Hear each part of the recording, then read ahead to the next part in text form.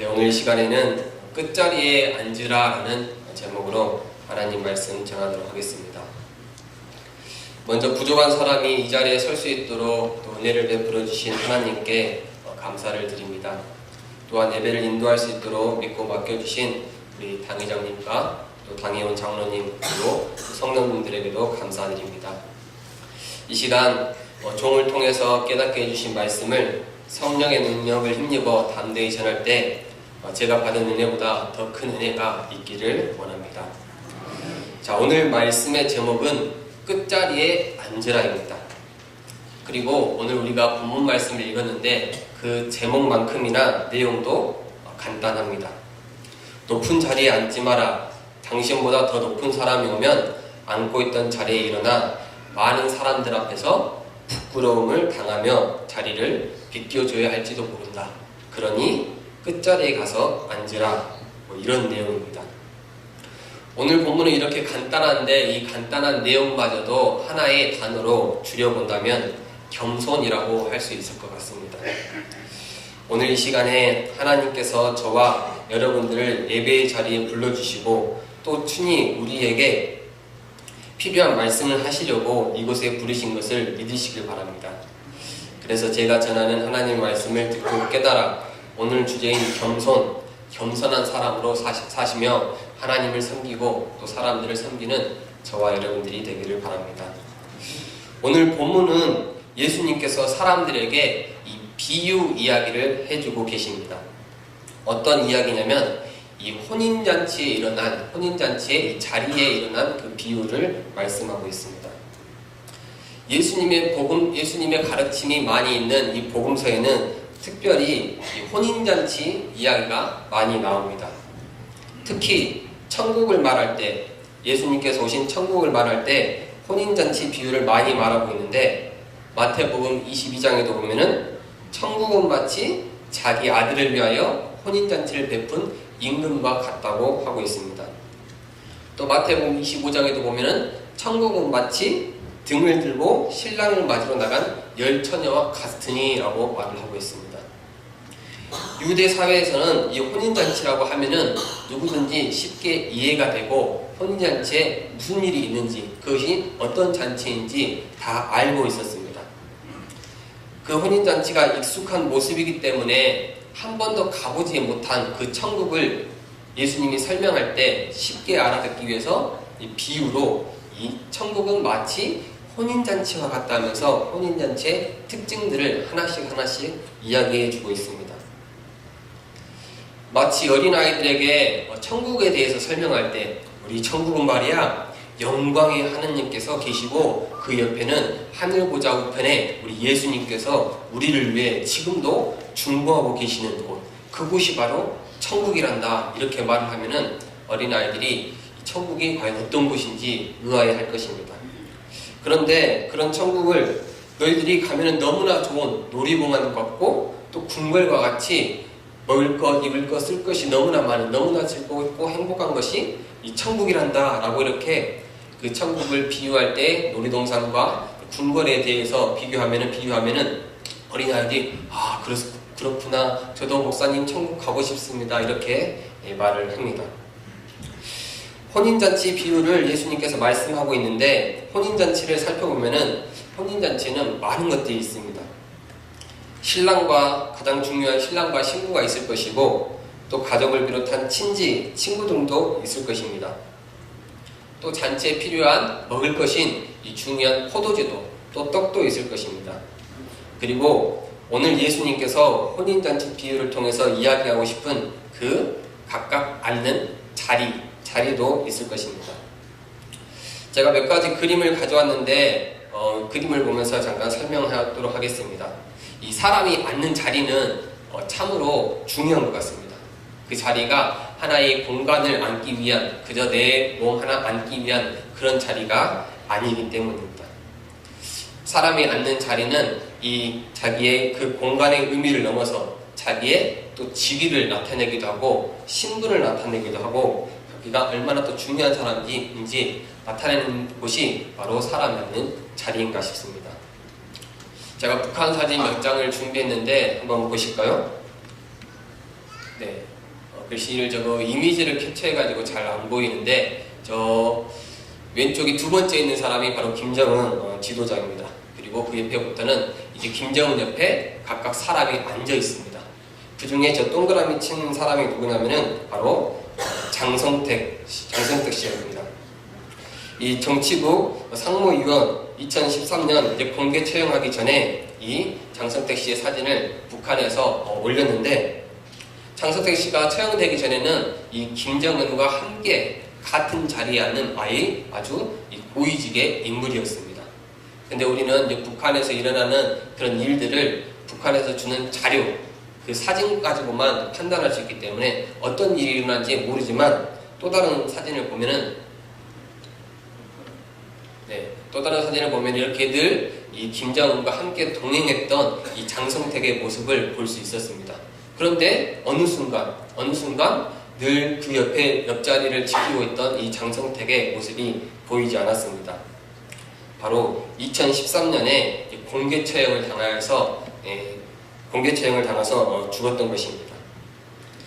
유대 혼인잔치에서도 이렇게 자리가 또 굉장히 중요했다고 합니다.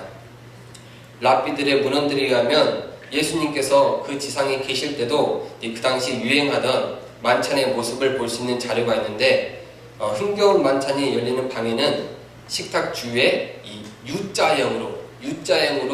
U자형의 3인용 의자, 소파가 있었다고 합니다. 그래서 가장 명예스러운 자리, 가장 중요한 자리에는 그 올록 들어간 그곳에 주인이나 또 주인공이 앉고 그 옆에 좌우로 측근들이 앉는다고 합니다. 한번 그림을 또 보도록 하겠습니다. 첫 번째 그림인데 이 첫 번째 그림, 이게 먼저 첫 번째 그림인데, 이게 예수님의 최후의 만찬이라고 그렇게 알고 있고 또 굉장히 유명한 그림입니다. 저희 집에도 어렸을 때 이 그림이, 이 액자가 크게 있었어요. 그래서 저렇게 식사했나 보다 했는데, 성경을 더 연구하다 보니까 그 당시에 유대인들은 저렇게 앉아서 먹는 것이 아니라, 다음 그림 보면은 이렇게 좀 누워있는 상태로 그렇게 먹었다고 성경은 또 문헌들이 그렇게 증거하고 있습니다. 그 다음에 세 번째 사진을 보면은 제가 말씀드리고 싶은 이 U자형 사진이 이와 같습니다. 즉 식탁이 차려지면은 그 식탁 가운데 저 볼록 튀어나온 그 부분이 바로 주인공, 뛰어난 사람들, 그 사람들이 앉고, 그 다음에 이 좌측 우측으로는 또 주인공이 초대한 보다 좀 덜 중요한 사람들이 앉는다고 합니다. 그래서 높은 자리, 존경받는 자리는 이 손님들이 항상 그곳에 앉았다고 합니다. 탈무드에 나오는 이야기를 보면은 알렉산더 왕의 잔치에 이 시몬 벤 슈타치라는 랍비가 페르시아 총독들 앞에서 왕과 왕비 사이에 있는 좌석에 또 자기가 앉았다는 내용을 그런 내용이 나올 정도로 이 랍비들, 가르치는 사람들은 이 높임받는 자리에 있기를 좋아했다고 합니다. 실제로 유대 사회에서는 이 가르치는 직분을 귀하게 여겨서 그들을 높게 여기지만, 랍비들은 자기 스스로 이 높은 자리에, 아까 방금 말씀드렸던 것처럼 이 탈무드의 문헌에 보면은 페르시아 왕과 왕비가 있는데도 불구하고 자기가 그 볼록 들어간 그 U자형 자리 가운데 앉았다는 문헌도 말을 하고 있습니다. 예수님께서도 이런 자리 이야기를 하시면서 랍비와 서기관들을 언급하는 것을 복음서에 나와 있습니다. 마태복음 23장 6절 7절에 보면은 잔치의 윗자리와 회당의 높은 자리와 시장에서 문안받는 것과 사람에게 랍비라 칭함을 받는 것을 좋아하느니라. 회당의 높은 자리와 잔치의 윗자리를 원하는 서기관들을 삼가라라고 이렇게 말씀하고 있습니다. 랍비를 비롯하여 서기관과 바리새인들은 스스로 높임받기를 좋아했고 잔치의 가장 중심 자리에 앉는 것을 즐겨했습니다. 이런 시대적 상황 속에서 오늘 혼인잔치의 자리에 관한 배경을 알고 예수님께서 말씀하신 이 끝자리에 앉으라 라는 이 겸손이라는 주제를 가지고 오늘 함께 살펴보도록 하겠습니다. 첫 번째로 어떤 사람이 겸손해야 하는지 오늘 이야기는 말씀하고 있습니다. 어떤 사람이 겸손해야 되냐라고 말하면 이 8절에 보면은 바로 내가 누구에게나 너가 누구든지 겸손해야 한다고 말을 하고 있습니다.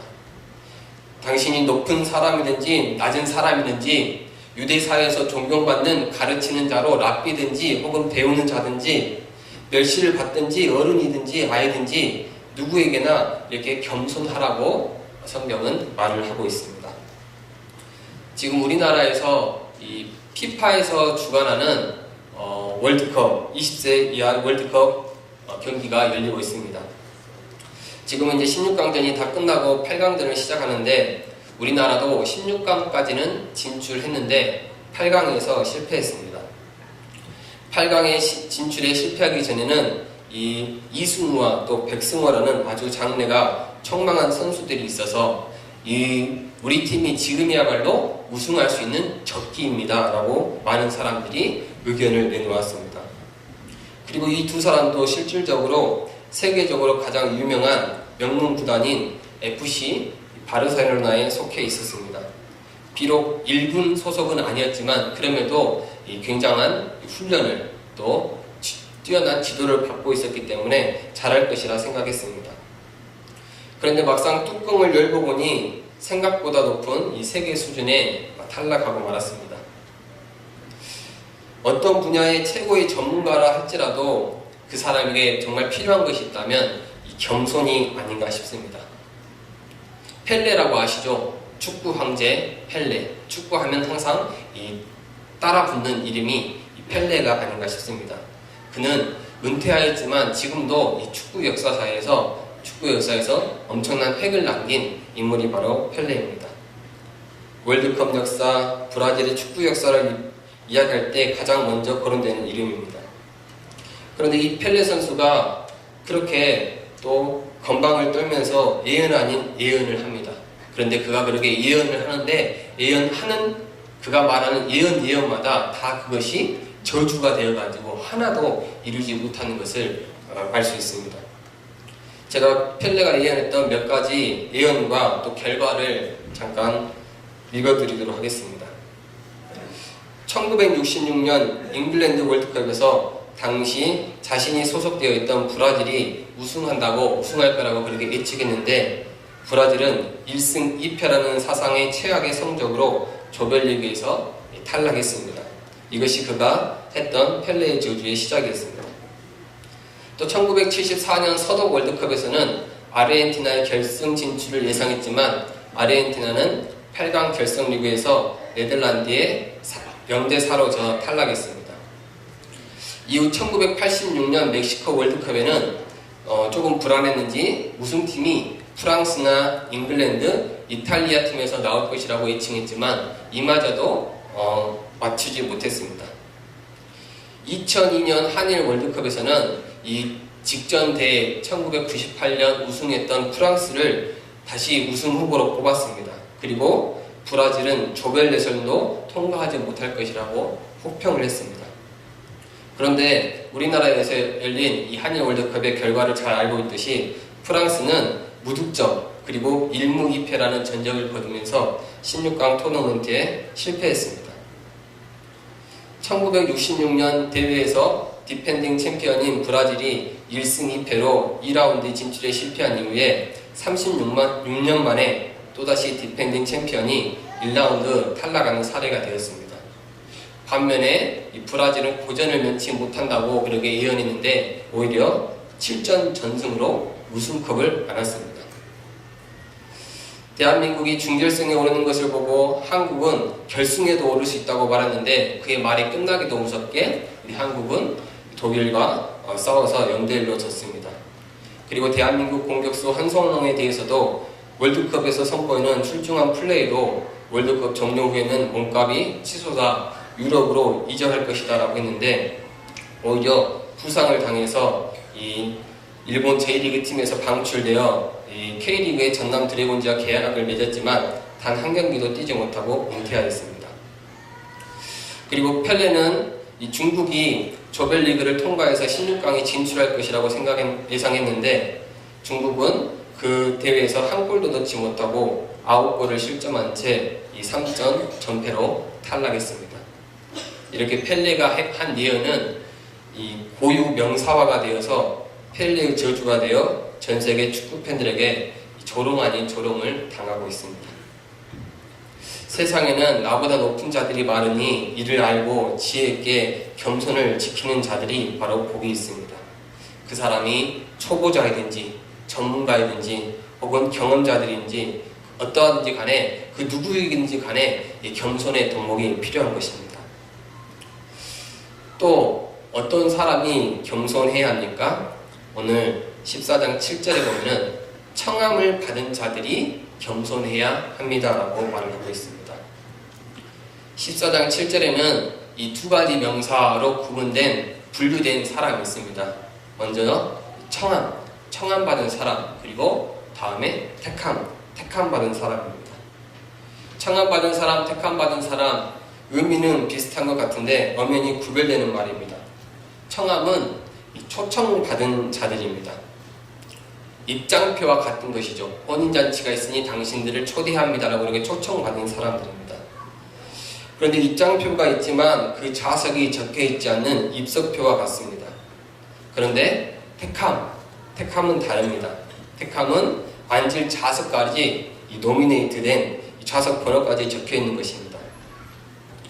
우리나라 속담에도 떡줄 사람은 생각도 하는데 김치국부터 마신다라는 말이 있습니다. 청함 받은 자들이 혼인잔치에 참여할 수 있지만 그 자리에 당연히 앉을 수 있는 것은 아닙니다. 만약에 좋은 자리에 먼저 가서 앉는다면 오늘 9절에서 볼 수 있는 것처럼 부끄러움을 당하고 이제 끝자리에 옮겨줄 수 있기 때문입니다. 그런즉 우리는 선줄로 생각하는 자는 넘어질까 조심하라고 또 로마서 말씀은 말을 하고 있습니다. 우리는 하나님께 이 구원의 초청의 메시지를 초청된 자입니다. 초청된 자이긴 하지만 우리가 그 영광의 나라, 영광의 하늘나라 가게 된까지는 우리가 선줄로 생각한 즉 넘어질까 조심하면서 우리들이 겸손한 마음으로 주님을 섬겨야 할 것입니다. 그러면 두 번째로 우리가 어떻게 겸손해야 할지 살펴보도록 하겠습니다. 우리는 낮은 자리인 끝자리에 가야 합니다.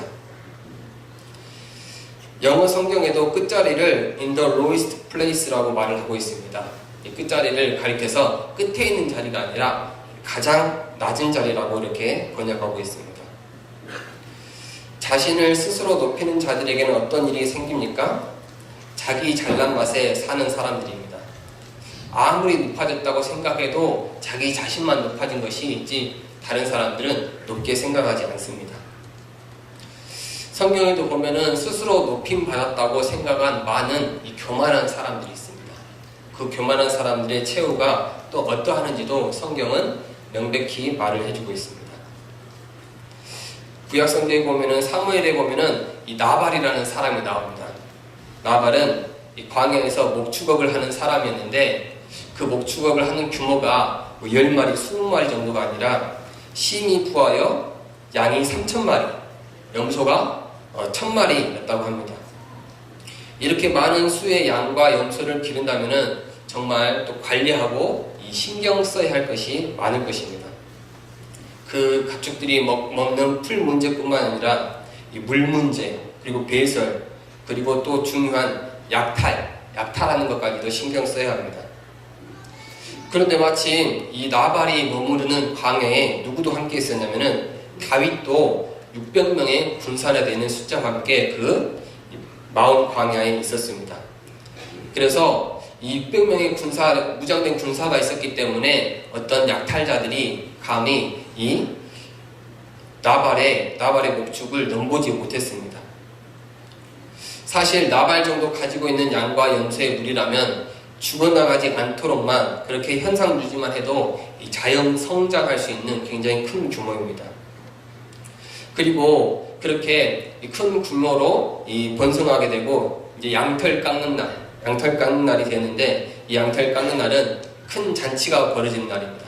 양털 깎아서 양으로부터 털을 얻고 또 몇 마리 또 양을 잡아서 큰 잔치를 벌이는 날이 바로 양털 깎는 날인데 이 나발이 양털 깎는 날로 선포하고 이 잔치를 벌였습니다. 다윗도 나발이 양털 깎는다는 이 소문을 듣고 자기 부하 몇 명을 그곳 가운데 보냈습니다. 축하드립니다. 우리도 당신 곁에 있는 무리인데 우리에게도 먹을 것을 좀 나눠주세요 라고 이렇게 축하할 겸 사람을 보냈습니다. 그런데 나발이 다윗이 보낸 사람을 어떻게 했습니까? 25장 10절에 보면은 나발이 다윗의 사안들에게 대답하여 이르되 다윗은 누구며 이새의 아들은 누구냐? 다윗은 누구며 이새의 아들은 누구냐라고 말했던 것처럼 다윗이 누구인지 알고 있었어요. 누구라고? 이새의 아들이라는 걸 알고 있었습니다. 알고 있었음에도 불구하고 이 나발은 무시를 한 것입니다. 요즘은 각기 주인에게서 억지로 떠나는 종이 많도다라고 하면서 이 다윗을 종으로 여기면서 무시했습니다. 주인에게서 떠난 종이 많다고 말하면서 너가 지금 사울 왕을 피해서 도망다니고 있지 않느냐, 그런 사람이 감히 나한테 와서 뭘 주려고 하느냐 하면서 다윗을 철저하게 깎아내린 것입니다. 11절에도 보면은 내가 어찌 내 떡과 물과 내 양털 깎는 자를 위하여 잡은 고기를 가져다가 어디서 왔는지도 알지 못하는 자들에게 주겠느냐 한지라. 너 도대체 어디서 왔는데? 내 출신이 뭔데? 어디서 불러온 개뼈다귀인데? 라고 이렇게 말하면서 다윗을 철저하게 무시한 것입니다. 다윗의 600명의 군사가 있었기 때문에 그들이 평안하게 또 든든하게 이 목장이 성장할 수 있었는데 나발은 자기가 잘난 줄 알고 이 다윗을 무시하고 배척하였던 것입니다. 나중에 이 사실을 알게 된 지혜로운 여인 나발의 아내 아비가일이 뒷수습을 했지만 나발은 나중에 여호와께서 치심으로 큰 재산을 남겨두고 죽고 말았습니다. 헤롯 아그리파 1세도 이 사도행전 12장에 보면은 그가 단상 앞에 서서 연설을 했는데 백성들이 크게 부르되 그 연설이 이것은 신의 소리요 사람의 소리라 아니라 하거늘 그러면서 이 헤롯을 아주 높였습니다. 헤롯을 아주 칭찬했습니다. 그러자 헤롯은 그 영광을 하나님께로 돌리지 아니하므로 주의 사자가 곧 친히 벌레에게 먹혀 죽게 되었던 것입니다. 반면에 또 스스로 낮추는 자들은 어떠한 모습을 보여줍니까? 누가복음 18장 11절 우리가 지금 누가복음을 보고 있는데 누가복음 18장에 보면은 참으로 인상 깊은 두 사람의 기도하는 모습이 나옵니다.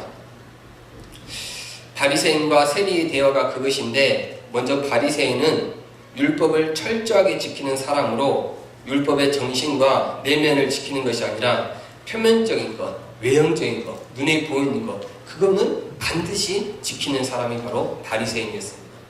그들은 심지어 율법을 범해도 걸리지만 않으면 그게 눈에 나타나지만 않으면 괜찮다고 하는 사람들이 바로 바리새인 사람들이었습니다.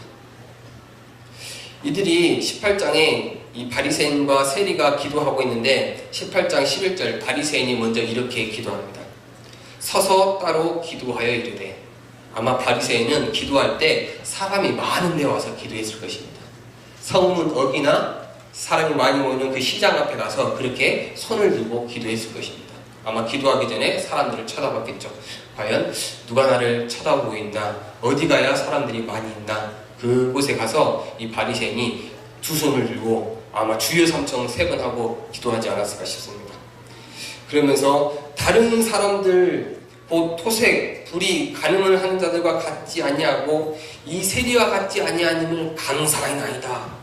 나는 일회에 2번 금식하고 또 소득의 11조를 드리나이다 하면서 바리새인이 그렇게 크게 소리 높여 기도했을 것입니다. 근데 이 바리새인의 기도의 모습을 성경은 말을 하고 있고 그 다음에 누구의 기도의 모습을 보고 있냐면 말을 해주냐면 이 세리의 기도의 모습을 말을 해줍니다. 세리는 멀리 서서 감히 눈을 들어 하늘을 쳐다보지 못하고 다만 가슴을 치며 이르되 그가 했던 기도가 하나님이여 불쌍히 여기소서 나는 죄인으로서 하였느니라. 세리는 멀리 서서 감히 하늘을 쳐다보지도 못하고 마음속에 이르기를 하나님 불쌍히 여기소서 나는 죄인입니다. 나는 죄인이에요. 하나님 앞에 나가지도 못하고 하나님 아버지 앞에 하나님을 바라보지 못하는 죄인이 바로 나입니다. 라고 이렇게 기도를 했습니다. 하지만 하나님께서는 이 자기를 높이는 이 바리새인을 높이는 것이 아니라 오히려 자기를 낮추는 이 세리를 높이시고 그의 기도를 받으셨습니다. 교만하여 높은 가운데 있는 것이 아니라 가장 낮은 자리인 끝자리에 거할 때 높임받는다는 것을 믿으시길 바랍니다. 또 어떻게 겸손할 수 있냐면은 바로 인내하고 기다림으로 이 참 겸손에 이를 수가 있습니다. 14장 10절에 보면은 청함을 받았을 때 차라리 가서 끝자리에 앉으라. 그러면 너를 청한 자가 와서 너더러 보시오 올라 앉으라 하니 그때 함께 앉은 모든 사람 앞에서 영광이 있으리라.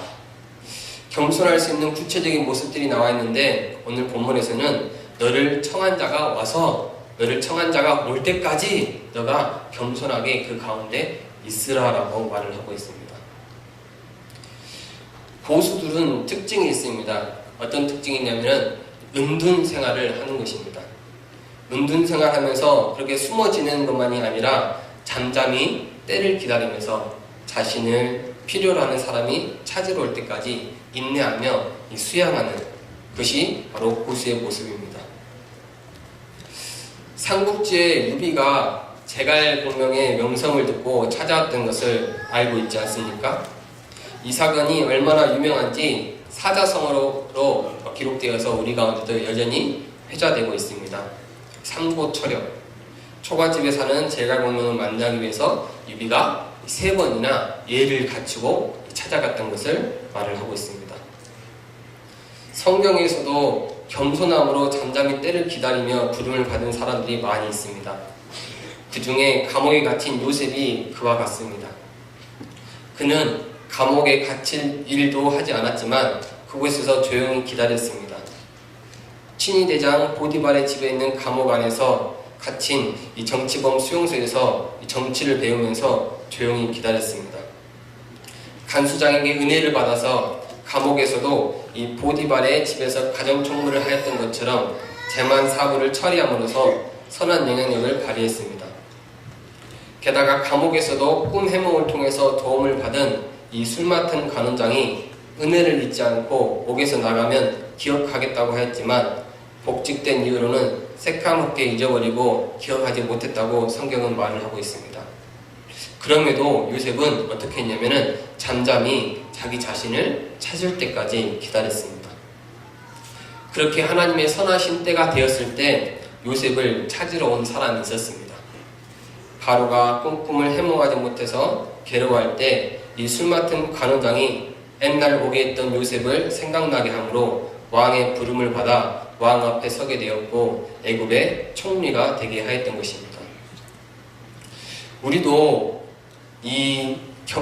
겸손한 마음으로 우리가 청함받은 그 자리에 섰을 때 내가 바로 여기 있습니다 하고 나서면 안 됩니다. 나서지 말고 우리를 청한 자가 올 때까지 기다리는 것이 참으로 아름다운 모습입니다. 연말 시상식에 레드카펫에 등장하는 여주인공을 보십시오. 그 여주인공은 자기가 어디로 가야 할지 다 알고 있습니다. 다 알고 있음에도 불구하고 차 안에서 기다리고 있어요. 차 안에 기다리면서 남자 주인공이 와서 문을 열고 또 에스코트 하기 전까지 그 주인공은 내리지도 않고 잠잠히 기다립니다. 저와 여러분도 이 청할 자가 올 때까지 잠잠히 기다리시는 저와 여러분이 되시기를 바랍니다.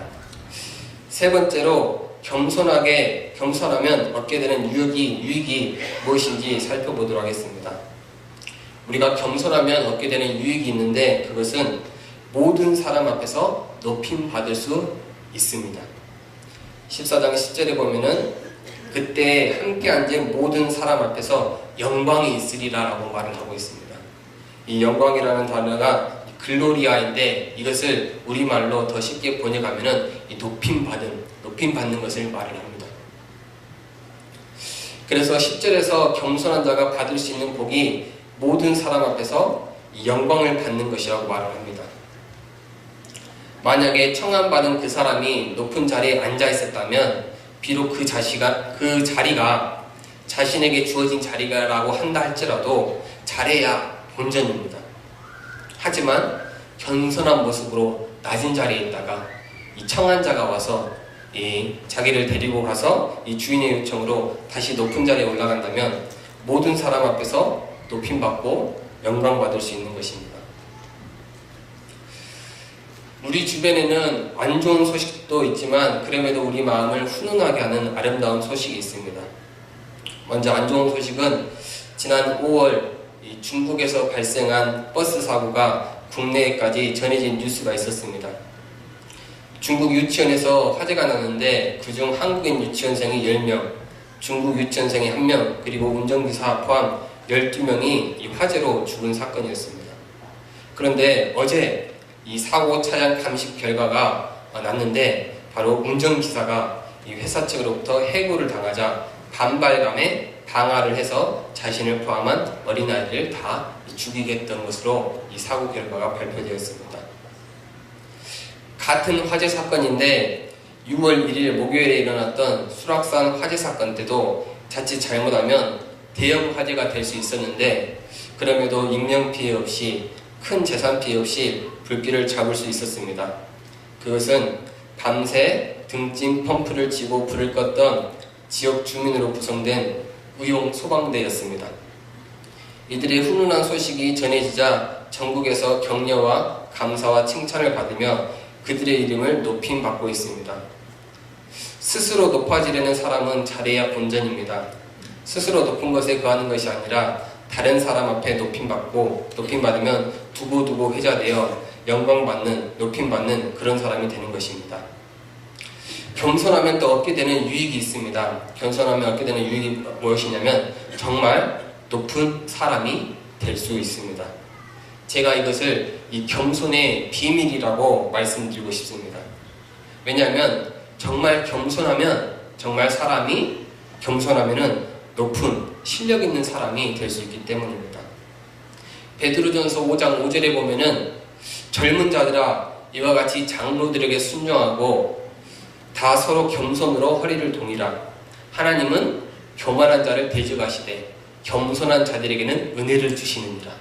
하나님은 교만한 자를 대적하시되 겸손한 자들에게는 은혜를 주신다고 말을 하고 있습니다.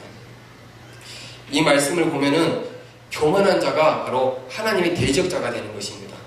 그 다음에 겸손한 자는 하나님께서 은혜를 주심으로 높이게 되는 것입니다.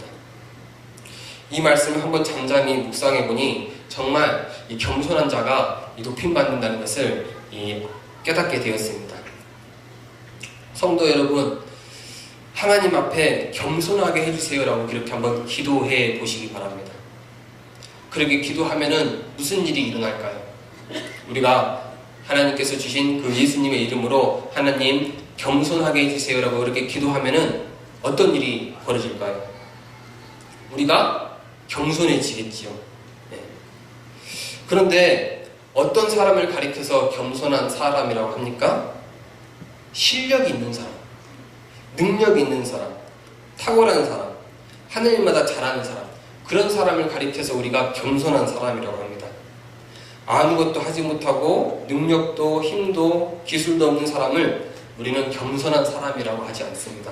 오히려 무능한 사람이라고 말을 합니다. 하지만 우리가 하나님 제가 겸손한 사람이 되길 원합니다 라고 그렇게 기도하시면 하나님께서 정말 그 기도를 들으시고 우리를 겸손한 자로 만드십니다. 그런데 그 겸손한 자가 방금 말씀드렸던 것처럼 무능해서 낮은 사람이 아니라 실력이 있고 능력이 있음에도 불구하고 스스로 낮은 데 가운데 있는 그 사람을 하나님께서 높여주시는 것, 이것이 바로 베드로전서 5장 5절에 나오는 이 겸손의 비밀이 아닌가 싶습니다. 네 번째로 이 겸손에는 세상에서뿐만 아니라 하나님 앞에서도 높임을 받을 수 있습니다. 예수님이 말씀하신 끝자리에 앉으라는 비유는 이 세상에서만 통용되는, 세상에서만 적용되는 이야기가 아닙니다. 이 말씀은 하나님의 말씀으로 하늘에 계신 예수님께서 우리들에게 해주신 말씀입니다. 무슨 말씀이냐면 제가 아까 처음에 말씀드렸던 것처럼 혼인잔치 비유, 복음서에 나와 있는 혼인잔치의 비유가 예수님께서 무엇을 이야기할 때 혼인잔치를 말을 했다고 제가 말씀드렸나요? 네, 천국. 아직 한 번도 가보지 못하고 알지 못하는 그 천국에 대해서 천국은 마치 이렇게 말하면서 예수님이 이 천국에 대해서 이야기를 하기를 혼인잔치의 비유를 가지고 이야기를 했습니다. 따라서 오늘 본문도 이 혼인잔치의 비유에 대해서 나온다면은 오늘 본문도 이 어디에 무엇에 대해서 말을 하고 있는 것일까요? 바로 하늘나라, 하나님 나라에 대해서 말을 하고 있는 것입니다. 이런 관점에서 우리가 오늘 본문을 하나님 나라와 연결시켜서 살펴보면은 우리가 읽지는 않았지만 12절부터 14절까지 이 하나님 나라의 관점에서 같은 맥락으로 읽을 수 있습니다. 왜냐하면 12절부터 14절까지도 그 배경도 이 혼인잔치의 배경 속에서 계속 쭉 이어지고 있기 때문입니다. 예수님은 그 당시에 상류층에 속한 사람들이 혼인잔치를 포함한 거의 모든 잔치들이 이 세상에서의 사회적 신분을 자랑하면서 이 상류 사회의 사교 모임에서 보여주는 형태를 보고 역겨움을 느끼고 이를 통박하고 싶은 마음이 들었습니다. 그래서 예수님은 자신을 초대한 주인에게 자신을 초대한 주인인 이 상류층 사람들에게 교훈하고 있습니다. 무엇을 교훈하고 있냐면 친한 사람이나 같은 부류의 사람들을 초청하지 말고 사회적으로 신분이 낮고 어려운 사람을 초청하라는 것입니다. 14장 12절에 보면은 또 자기를 청한 자에게 이르시되 내가 점심이나 저녁이나 베풀거든 벗이나 형제나 친척이나 부한 이웃을 청하지 말라. 두렵건대 그 사람들이 너를 도로 청하여 내게 가품이 될까 하노라. 왜 자기와 같은 부류의 사람, 친척들, 친구들을 초청하는데 왜 그것이 두려운 일이 되는 것입니까? 그 당시 유대 사회에서는 이 자기를 초청을 받으면은 또 자기도 초청한 사람들에게 나중에 이 초청해서 또 잔치를 베풀어 주는 것이 이 통상적인 관례였다고 합니다. 그런데 자기가 초대를 했는데 초대한 손님들이 자기 친구들이고 자기가 같은 부류의 사람들이고 잘 먹고 잘 사는 사람들, 그런 사람들을 초대하면은 나중에 그 사람들이 어떻게 한다고요? 똑같이 초대한다고 합니다. 그 사람들이 너를 도로 청하여 내게 가품이 될까 하노라. 그렇게 이 땅에서 그것을 갚으면은 이 땅에서 갚는 것, 그것이 바로 두려운 일이라고 합니다. 왜냐하면 하나님께서는 이 뿌린 대로 거두시는 분인데 이 땅에서 뿌린 것들이 이 땅에서 받게 된다면은 저 천국에서는 거둘 것이 없기 때문입니다. 13절에 보면은 그러면 이 땅에서 갚게 되면 하늘에서 상급이 없어지기 때문에 13절에 그러면 어떻게 하라고 말씀하고 있습니까? 잔치를 베풀거든 차라리 가난한 자들과 몸 불편한 자들과 전인 자들과 맹인들을 청하라라고 말을 하고 있습니다. 너가 정말 잔치를 베풀기를 원하면은, 너가 정말 하늘나라에서 높임받기를 원하면은, 너가 정말 이 세상에서 겸손한 자로 살기를 원한다면은 갚을 것이 없는, 도저히 갚고 싶어도 갚을 것이 없는 이 맹인들, 몸 불편한 자들, 그런 자들을 청해라라고 말을 하고 있습니다. 그런 자들을 청하면 그런 사람들이 과연 갚을 수 있을까요? 아닙니다. 이 사람들은 대갚을 능력이 없기 때문에 의인들이 부활한 이후에 14절에 보면은 의인들이 부활한 후에 그들의 초대에 대해 하나님께서 그 모든 것을 보상해 준다고 말씀하고 있습니다. 말씀을 마치도록 하겠습니다. 우리가 어떤 사람이 높임 받을 수 있습니까? 진짜 높은 사람은 어떤 사람입니까? 바로 자기 자신을 낮추는 자들, 겸손한 자들이 바로 진짜 높임 받을 수 있는 사람입니다. 왜냐하면 하나님께서는 교만한 자, 스스로 높임 받기를 원하는 자를 하나님께서 대적하신다고 했습니다. 그리고 겸손한 자에게는 은혜를 베풀어 주신다고 했습니다. 성도 여러분들도 맛집 좋아하시죠? 맛집을 많이 좋아하실 것입니다. 그리고 여행 가면 꼭 찾는, 어디가 맛있는가 하면 찾는 집이 또 맛있는 집, 그 맛집이 아닌가 싶습니다. 그런데 제가 여기저기 또 둘러보고 내린 결론 중에 하나가, 진짜 맛집은 자기가 이 맛집이라고 말하지 않는 집, 그 집이 진짜 맛집이구나, 이것을 알게 되었습니다. 맛집은 그렇게 말할 필요가 없어요. 왜냐면 손님들이 와서 먹고 나면 손님들이 알고 손님들이 찾아가기 때문에. 그래서 맛집은 광고를 많이 안 해도 사람들이 줄을 섭니다. 시간을 내서라도, 더 비싼 돈을 내서라도 사람들이 찾아오는 곳이 그곳이 맛집입니다.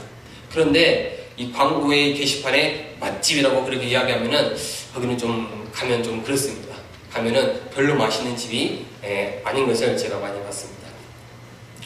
성도 여러분들, 오늘 겸손에 대해서 제가 말씀드렸는데 성도 여러분들도 스스로 높이지 말길 바랍니다. 오히려 자신을 겸손히 낮추는 사람이 되시길 바랍니다. 그래서 가난한 사람들, 장애우들, 저는 자들, 눈먼 자들에게 즐거운 마음으로 봉사할 수 있을 정도로 자신을 겸손히 낮추어야 합니다. 정말 불쌍한 사람들, 또 눈먼 자들, 그 장애우들을 우리가 봉사하는 사람들의 마음을 보면은 그 마음들은 철저히 낮은 상태에서 봉사합니다. 우월감을 가지고 자존감을 가진 사람, 이 고개를 뻣뻣이 들고 하는 사람들은 결코 봉사활동에 기쁨을, 즐거움을 느끼지 못하는 사람들입니다. 우리가 그런 사람들을 향해서, 어려운 사람들을 향해서 또 도와주고 그들 앞에 정말 철저히 낮은 마음으로 겸손하게 나아간다면 하나님께서 이 땅 가운데서 우리가 다 갚지 못하지만 하나님께서 저 하늘나라에서는 다 갚아주시고 또 이 땅에서 받는 그 영광보다 더 놀라운 영광스러운 면류관으로 준비해 주실 것을 믿으시길 바랍니다. 그래서 오늘날 이번 시간을 통하여서 먼저 성도 여러분들이 제가 또 한 주간 기도했던 것처럼 하나님, 제가 겸손해지길 원합니다. 우리 겸손을 구하는 자들이 되시길 원합니다. 그리고 내 주위에 또 어떤 도울 분이 있는지 그것을 살펴보면서 오늘 한 주간을 또 승리하는 삶을 사시기를 바랍니다. 기도하도록 하겠습니다. 하나님 아버지, 오늘 또 끝자리